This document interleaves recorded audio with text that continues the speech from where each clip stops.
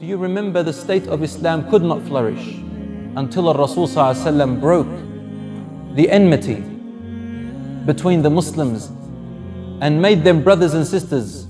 He called it Al-Mu'akhat in Medina. And then he named us a very special name. You are an Ummah. For the first time, a nation has been called Ummah. Do you know where Ummah is derived from, my brothers and sisters? In Arabic, the terminology Ummah is not, there is a word just before it called You all know what means, right? Mother. But the word is even derived from another word before it, Amma or Amma, Amin al-Bayt al-Haram, which means when you make a center of attention or an objective before yourself. And when the mother gives birth to her child, all the center of attention is on the mother, right? And when the child is born, the baby is looking for its mother. The whole world stops because the mother has given birth, so she was called And you, my brothers and sisters, were called by the Prophet ﷺ Ummah, Ummatu Muhammad sallallahu alayhi wasallam. It means that you might as well be from one mother. We are truly from one mother. And so we should treat each other as such. The Prophet ﷺ went on advising more advice. He said to the men, look after your women. Care for your women. Do not oppress your women. Be dutiful towards them. And you all know the hadith of the Prophet ﷺ. خَيْرُكُمْ خَيْرُكُمْ لِأَهْلِهِ وَأَنَا خَيْرُكُمْ لِأَهْلِهِ. The best among you men is the one best to his wife. And I am the best among you to my wife. Why is the Rasul ﷺ giving these strict advices in his last sermon? Yet today we find many Muslims not taking them as a very serious matter.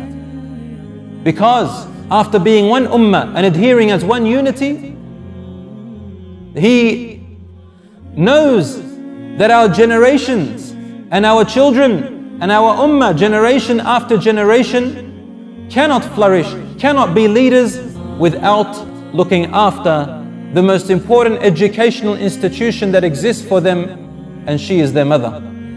For she spends most of the time with them. And subhanallah, between you and I find that my daughter and son, my children, they learn from their mother quicker than what they learn from me. I think you can agree with me.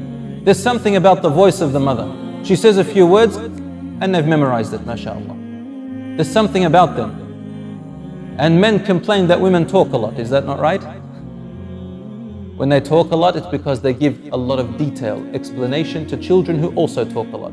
This is a positive thing actually. We should not look at it as a negative thing. For Rasul ﷺ took so much importance about caring and nurturing this mother.